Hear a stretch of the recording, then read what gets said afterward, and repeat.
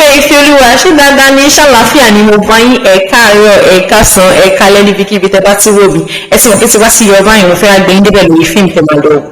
ṣe ti gbọ́n pé alákàdá Gen Z part 3 ti jáde ẹ̀yìn tí gbọ́kẹ̀ ẹ lọ sórí YouTube kẹ́ lọ wo múvì yẹn ẹ mọ̀ pé oríṣiríṣi rògbòdìyàn ló ṣẹlẹ̀ ní part 1 and part 2 part 3 yìí náà ẹ wò késekése lélẹ̀ ẹ wò kásakásá gbọ́n ti ẹ̀gbọ́n ni èyí lọ́ọ̀tì ìṣẹ̀lẹ̀ nínú ẹ̀ ẹ mọ̀ pé ní previous part ta wò mọ̀ pé Yétúndé onírọ́ ni Yétúndé mọ́mí Yétúndé kẹ̀kẹ́ retired onírọ́ náà làwọn náà àwọn náà gbóná gbà táwọn náà wà sí sí so Yétúndé kẹ̀kẹ́ mọ̀ pé òun bí kópa wọn pé òun wà UK mọ́mí òun wà ní kinní kan ọ ṣe pẹ̀lú Ṣèyí Tinubu wọ́n ṣe gbẹ́mọ̀ wọn rọ́ pàǹpàǹpà tẹ́ pé àwọn òkú tó ti kú gan wọn máa nira nínú kòtò pé ẹ̀yìn yìí tún parọ́ yàtọ̀ o so ọ̀rọ̀ pé wọ́n ti káàsì lẹ́kọ̀ọ́ náà wọ́n sì lé wọn ó sì tán so padà sí Ṣàgámù tó padà sí ẹ má gbàgbé pé ó jẹ́ owó boyfriend rẹ̀ náà ló fi lọ sí Èkó yẹn tí ò use owó yẹn dáadáa tó ń ṣe àwọn lifestyle tí ò ní kókó so gáà yẹn ṣàmú ọlọ́pàá wọn kọ́kọ́ wá gbé àwọn ọmọ mi Yétúndé nígbà tí wọn ò san owó ibi tó ti mú àwọn ọlọ́pàá wá tí Yétúndé ṣe bọ́ síta ní pé àpébì ṣé wọ́n á ní kó wá gbé àwọn fámìlì òun ni kí ní confirmation fọwọ́ ra láyà ìgbókè kó máa bọ̀ kó jẹ́ káwọn sọ̀rọ̀ ní kọ́nà àtọ̀lọ́wọ́ ó ṣàmú sí bọ̀bọ̀ yẹn lórí pé kí ni èmi àti ẹ̀jọ̀ wà ní owó yẹn fi lọ ṣe business lẹ́kọ̀ọ́ ni àwọn méjì jọ wáyé lọ pé relocate lọ sí Èkó ó ṣàfúyẹ́ lábà bọ̀bọ̀ yẹn ṣàlọ́gbà àwọn ọlọ́pàá pé àfáwọn ọlọ́pàá máa lọ pé òun ò ṣẹjọ́ wọn kọ́ gbàgbé ń pa kéèsì wọ́n ní Yétúndé gan sọ pé ọmọ àwọn yìí tún gé wọn yàtọ̀ so ìgbà tó sí yá again òun àti gáà yẹn wọ́n tún ṣáà ń padà bọ̀ Yétúndé ṣáà ń tàn yẹn náà tún ní àpè àti ọdọ́jọ́ kan sí bọ̀bọ̀ yẹn mú fúláwà àti money bouquet lọ sí ọ̀dọ̀ gẹ́ẹ̀mẹ̀ so gẹ́ẹ̀mẹ̀ Yétúndé náà pé wọ́n kọ́ mi olólùfẹ́ mi ó wá ṣàwọn aṣàfihàn fún pé èmi ò ṣe wà yìí òun ìtì jẹun látàná òun ní ìdòwò kíní kan gáà yẹn wọ́n gbà pé òun dẹ̀ níbi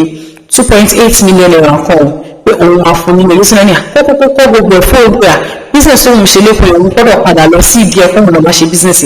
ó ṣàlùkì gáà lóun máa fún 1 million Yétúndé ńláńlá ẹ̀ òun fẹ́ gba 2.7 million naira kó di 100 million ọ̀pọ̀ yẹn ṣàfihàn owó ṣá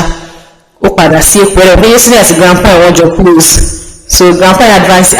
ẹ̀ pé kó má make love o money ní kó lọ make ní Èkó tó lọ ó ṣà lọ sí Èkó tó lọ wá pàdé má ní ìbùkún má yẹn tiẹ̀ àwọn tó fọ mọ́tò ní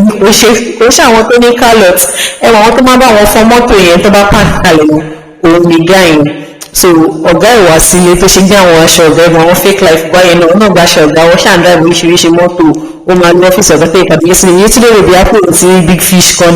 láì mọ̀ pé nonsense lórí ọ̀gá yẹn ṣáà fún lámbà Yétúndé ṣàdésọ̀rọ̀ gbà ó gbalé fóun kóun níbi ilé òun ṣẹ̀ṣẹ̀ relocate láti UK àwọn òbí òun ṣe kíní kan àwọn ọ̀kẹ́ ó ṣáà fún lábà pé mọ́mí òun wà lọ́dọ̀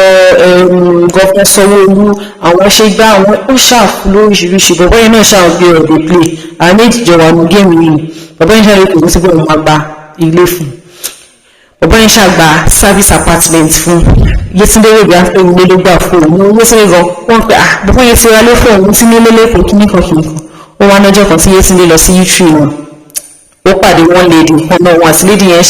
ṣàṣọ pé private jet kíní kan wọn àti gẹ́rù yẹn ṣàjọ wọn sọ ó ṣàkíyèsí mọ́ bèbí yẹn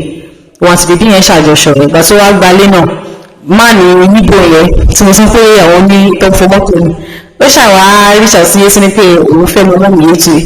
Yétúndé ò ní choice náà ó pẹ́ mọ́mí ẹ̀rọ mọ́mí ẹ̀ náà rí táyà ló nílẹ̀ náà làwọn náà wọ́n ṣàgbé wọn wá wọn wọṣọ sí wọn lọ́rùn pé káwọn náà múra bí pé àwọn tó jẹun kánú yẹn láì mọ̀ pé àwọn gan àwọn mìíràn gba láìsí tó ń ṣètà ní Ṣàgámù wọ́n ṣàwà wọ́n ṣàfẹ́ẹ̀kì wọ́n ṣàlórọ́ kíní wọ́n ṣàṣe lóríṣiríṣi ìgbà tó wáyá tí gbogbo ẹ̀ ti cast now táwọn ní service apartment ṣe dé ní ẹ pé ilé tó wà yìí wọ́n ẹ̀rọ àwọn service apartment ní ẹ̀rẹ̀ ti jẹ́ 7.9 million naira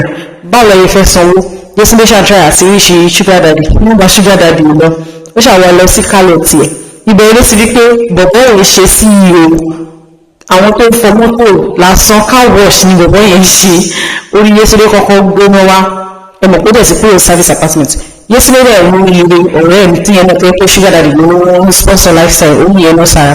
Yétúndé ṣàfihàn pé ó ti cast o bọ̀bọ̀ yẹn ó gbá òun ò ṣíṣì kò ní kíníkan ìrẹ́ ṣàwà bó o ṣe máa sákúrò nínú service apartment ó wá pẹ̀lú mi Yétúndé nínú service apartment àwọn sì wò ní láti gbogbo àyíbẹ̀ ó yà sọ pé kí àwọn ojú àwọn ọmọ wa báwọn ṣe máa wó gbà tó yára Yétúndé ṣàfihàn rẹ̀ pẹ́ wò 7.9 million ẹlẹ́wọ̀n bẹ̀rẹ̀ wá sán o ṣé wọ́n sì pé ìgbà tó kidnap ní ẹ̀yin náà ẹ sọ pé kọ́ lọ pa òun dàbí sónísì ẹ̀yin náà bóyá kọ́ pa yín bóyá kọ́ lóyè ẹ ṣàwẹ̀ ìpàṣẹ 7.9 million naira tí wọ́n ṣe mú mọ́mí Yétúndé Sanwó nìyẹn o tí fíìmù yẹn ṣe parí ó dà pé fíìmù yẹn ní part 4 because agbọ́dọ̀ mọ̀ nǹkan tó padà ṣe yìí bí mọ́mí Yétúndé ṣe rí owó lẹ́sàn agbọ́dọ̀ mọ̀ ẹ wo oríṣiríṣi rògbòdìyàn ló ṣẹlẹ̀ múvì yẹn ẹ lọ sórí YouTube kẹ lọ wo Alákàdá Jay-Z ẹ máa fẹ́ rẹ́rìn-ín àti Maria lọ́jọ́ yìí ó dìgbà.